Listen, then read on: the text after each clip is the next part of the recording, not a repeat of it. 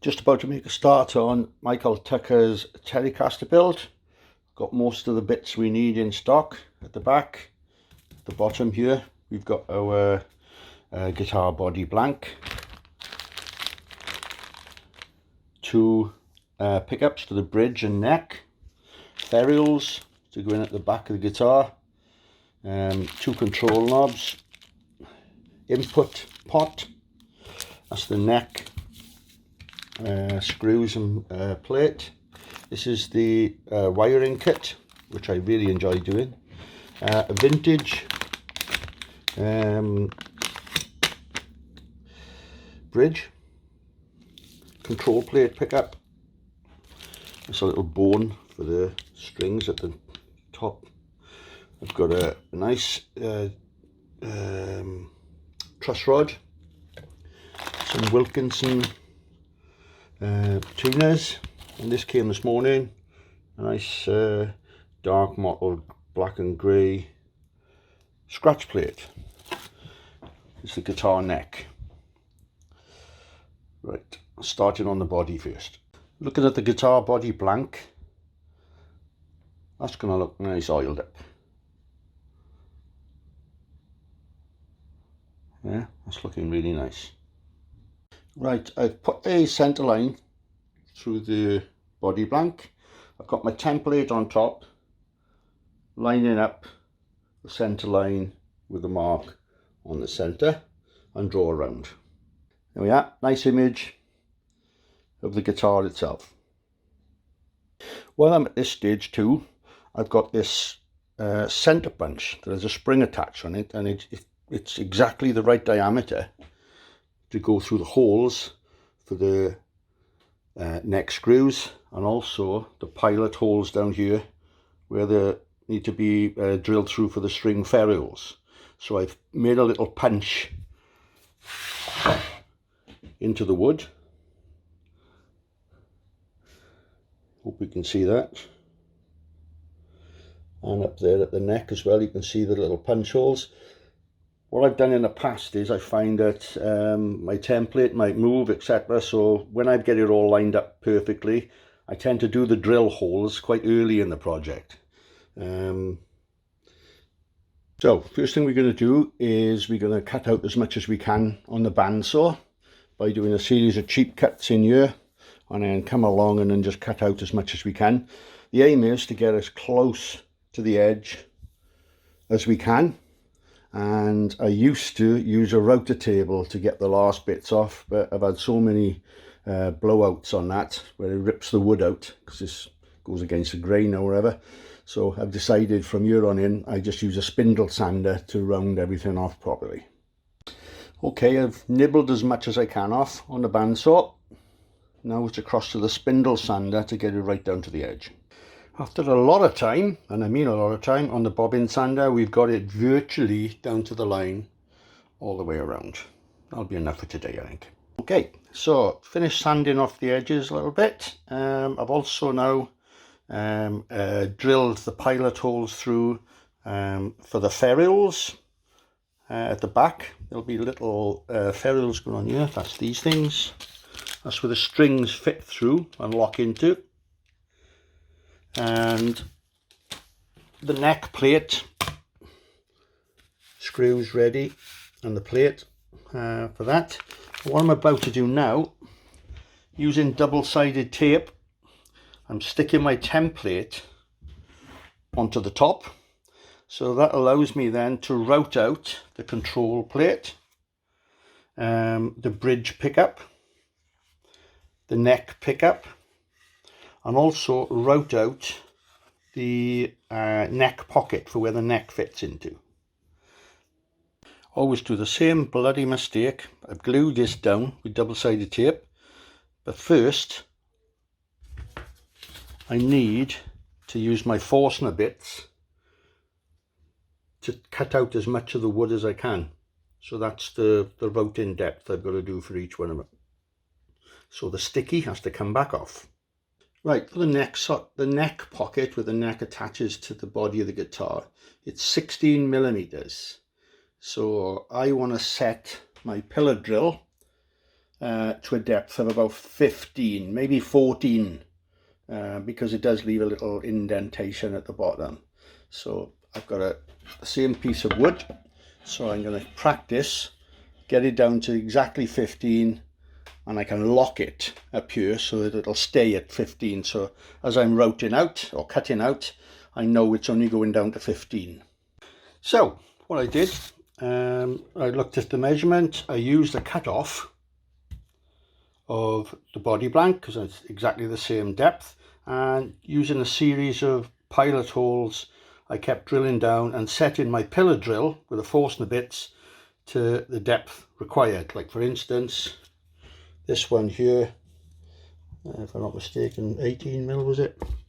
Neck pickup 19 mil. So I set that to 19 mil, and I always leave it a little bit for the router to do. But the reason that we do the Forstner bits first is because if you try to route out all of this in one go, your router bits just get hotter and hotter, and eventually they don't work. So we like to make it as easy as possible. So tomorrow, all things being good, I'll start using my template to routing out all these cavities so that they're a perfect shape for the bits that need to go in them.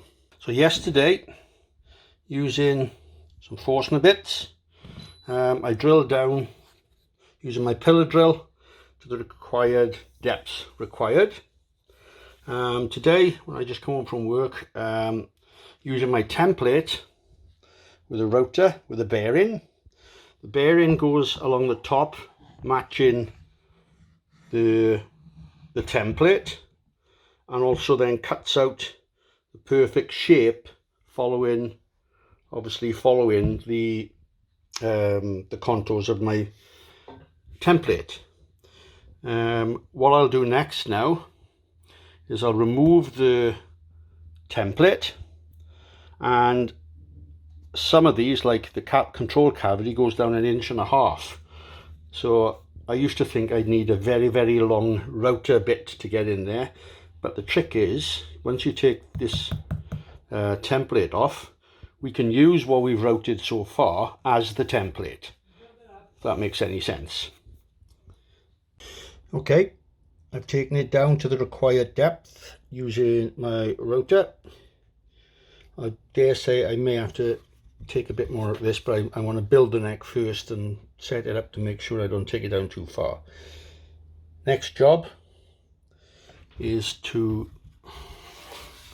we've got to get a wire from this pickup to this pickup. So the way we do that, I've got a very long drill bit, and I have to drill straight through here, straight down through here into there. The awkward one then, I have to drill from the neck pocket to the control plate there. That's the difficult one. Do that tomorrow. Okay, so what we have to do today is, you take this drill bit, drill through the neck pickup, down to the bridge pickup. Okay, also, this is the hard bit, we've got to drill from here into the control cavity. Last time I did this, I made a hell of a mess of it.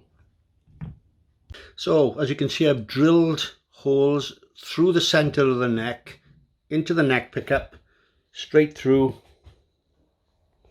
into the bridge pickup, but also I need to get from here, the bridge pickup needs to go into the control cavity. So I had to, if you look there, I've had to drill through there, and through into the cavity. There we go.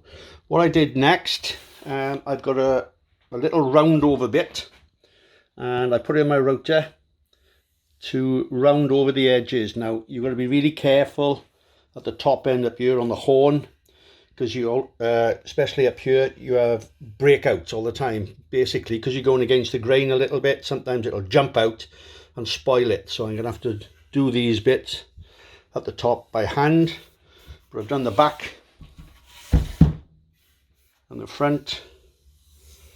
So the next job up to do, I'm going to Put the orbital sander on it now to get some of the marks off that I've had so far, and then after that we put the aluminium or copper tape in the 3 cavities here, which helps prevent like an earthing hum when you plug into an amplifier.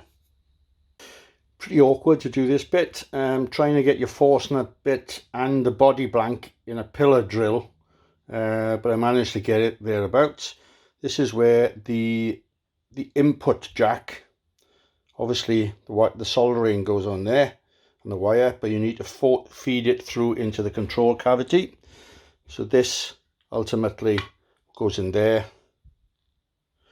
You've got 2 screws in there which secure it, stop it spinning around. So I've managed to get that done as well. So now what we're going to do is to put the copper plate in each one of the cavities. The copper plate, as I mentioned before, reduces the risk of buzzing for earthing issues. Shielding done.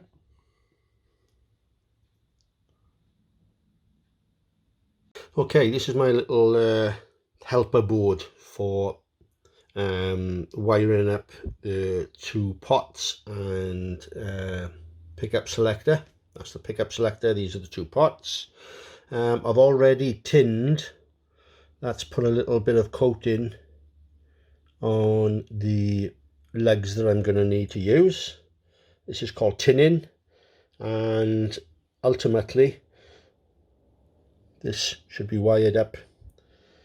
Well, it will be in the next 10-15 minutes. I'll show you what it looks like when it's done. All done.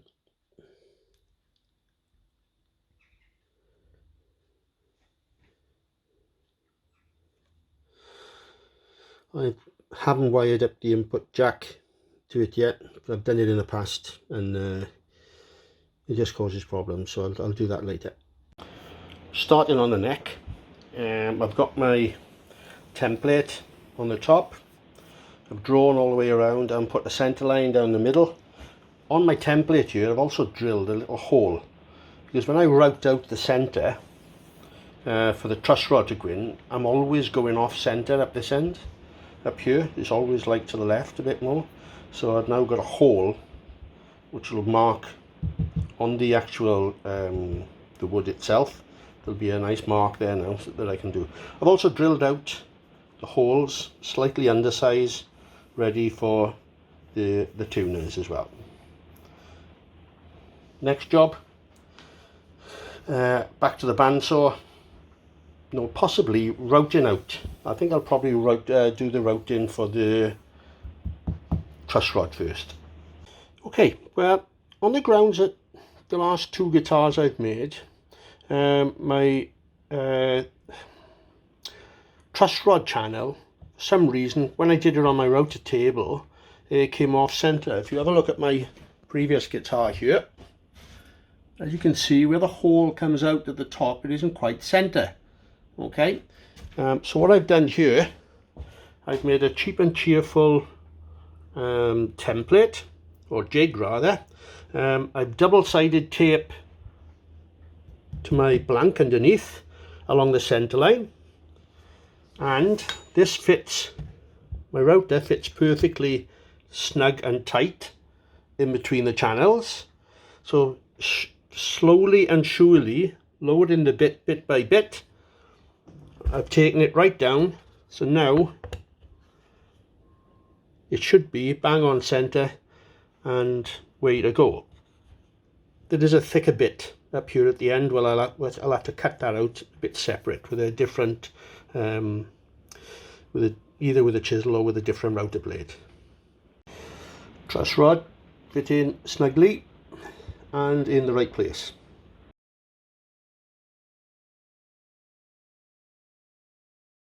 Right, the fretboard stuck to this template on the underside. We've got some maple fretboard. Okay, this template on the top, as you can see, has got lots of notches all the way along.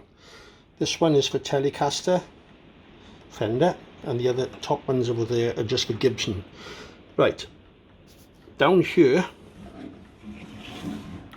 I have a quite expensive Stuart MacDonald fret cutting saw. I've set it to just over 3.5mm high. Okay, that's what I want for the cut for the frets. Back here then, there's a little pin. Don't know if you can see down in there. That pin locates into the relevant slot is.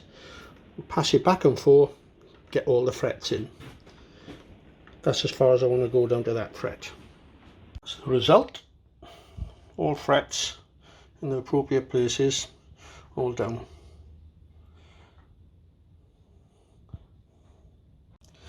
Right, with the fretboard, it's perfectly flat at the moment, and for it to work on a guitar, it needs to be curved, a radius on it. It's a 12-degree radius, so I bought this special bit of kit which allows me to curve the router through 12 degrees.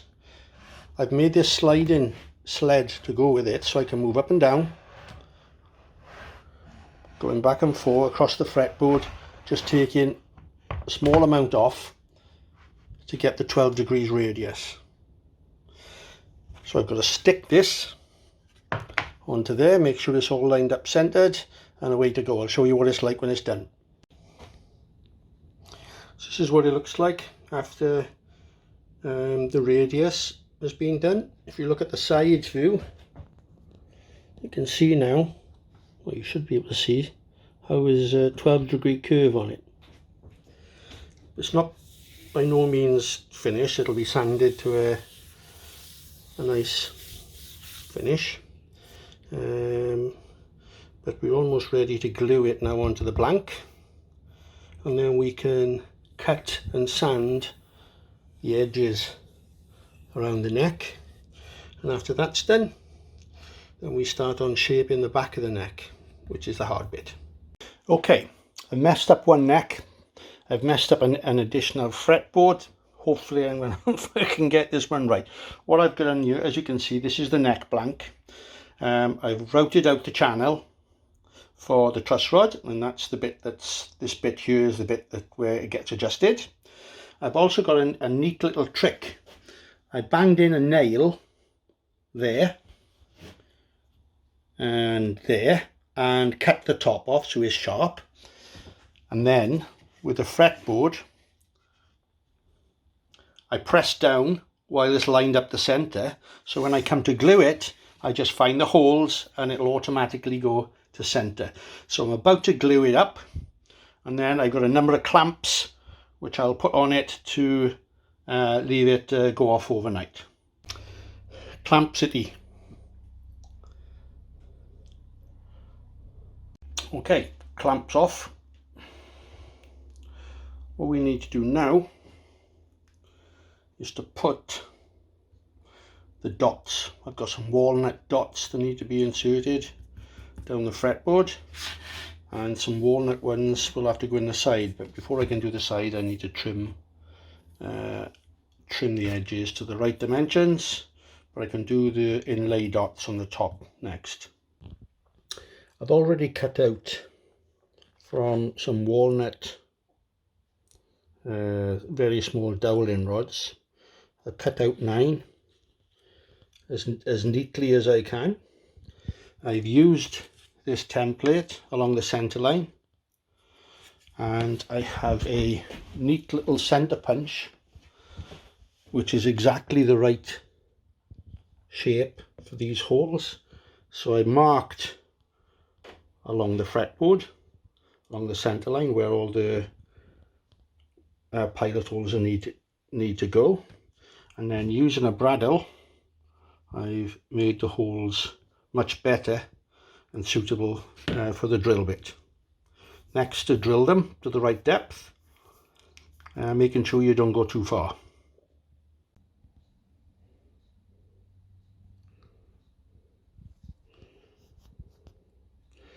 So that's the holes all drilled out. So now a little bit of glue, tap them in, leave them till tomorrow. Fret markers on the fingerboard, all in. They're a bit proud of the holes, on purpose. So tomorrow, when the glue is dried underneath, with a very sharp chisel, I'll take the tops off, and then tomorrow we're going to start to shape, cut around the shape of the neck. So I'll have to redraw it on this side, and using a bandsaw, cut around the edge as near as down as I can get to the edge. Right, trimmed most of the edges off, starting to look like a neck now, and using my bobbin sander pictured in the background, I've managed to take it right down virtually to the line all the way along. A few bits at the top I need to do yet, but other than that it's starting to look like a proper neck. Okay, using my radius jig, which the radius on the fretboard needs to be 12 degrees. This follows these channels and rocks back and forth over the fretboard. This is glued down temporarily, and it puts a 12-degree radius across the fretboard. I've then, using this, I needed to redo the frets. Okay, so basically this plastic collar stops it going down too far. You can set it whatever you want, like so. So then to redo the frets,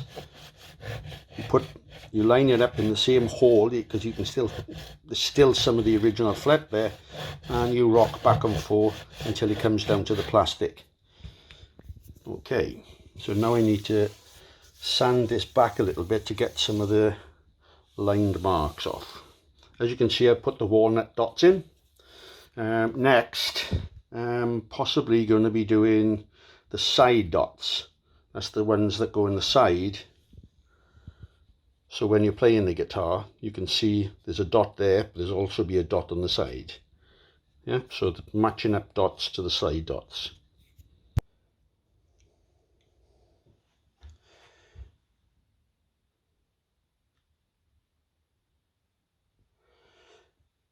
Neck has been radiused, so there's a slight curve which the fretboard needs. I've rounded off this section here where the truss rod gets adjusted. Also put small fret dot markers along the inside. So the next thing I need to do now is to start, I don't know yet, I may just put the frets on now and then shape the back afterwards. Putting the frets in, we need to put fish glue down the lines. I do 2 at a time. I'll just show you what I'm going to do. So very gently get some in there, and then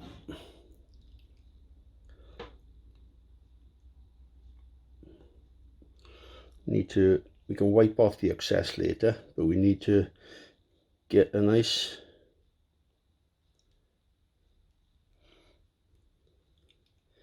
sorry, this is out of sync, you're not going to be able to see because I need my eyes, but I'll show you the results.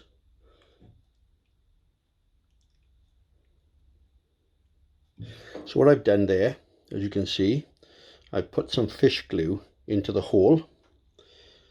Now I need to put the same onto the fret wire. The fret wire has a little line. If you look at it end on, you can see that it's got a line on it. So the line fits in, but we put a little bit of glue on each side. Right, so what I've done, I put a bit of fish glue into the fret and lined each bit of fret wire with some. Now with this, we gently tap in.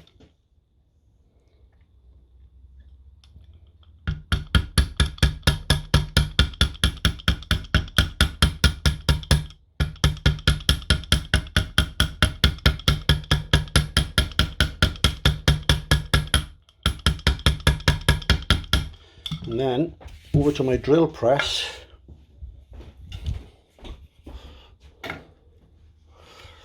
What I've got here is a caul. It's called a radiusing caul, and it's 12 degrees, exactly the same as what the fretboard should be. So you line up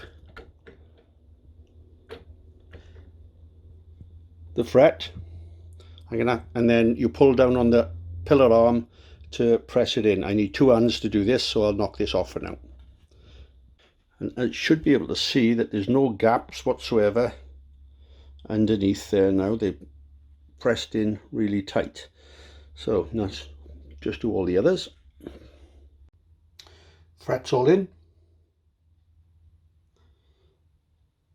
There is overlap on each one.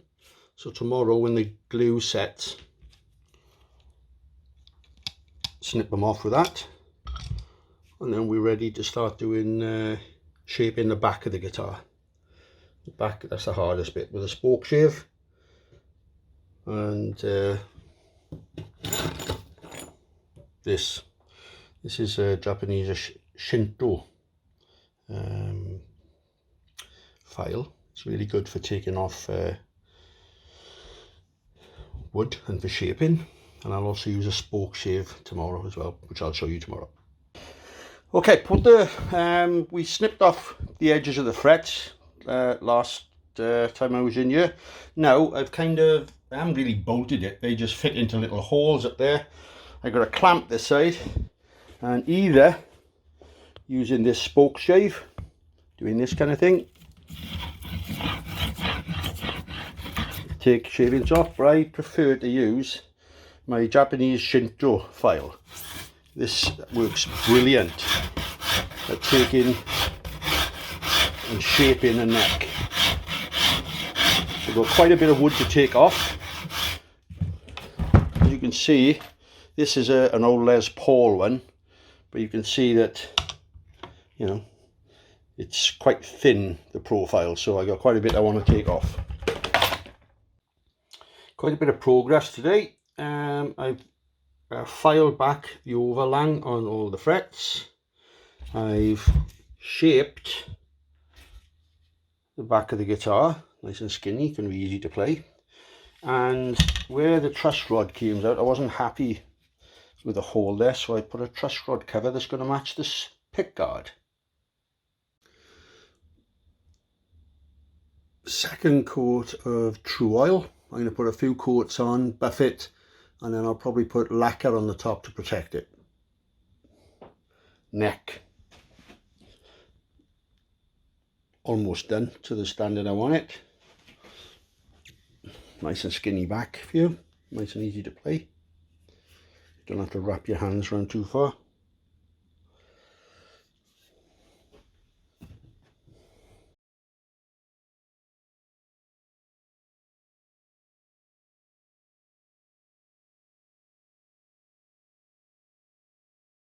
All go today. Ferrules in at the back, that's where the strings go through to the other side. Neck plate on. I've taken more off the neck and sanded it back. Oh look, Wilkinson tuners on that side. So all going good today so far.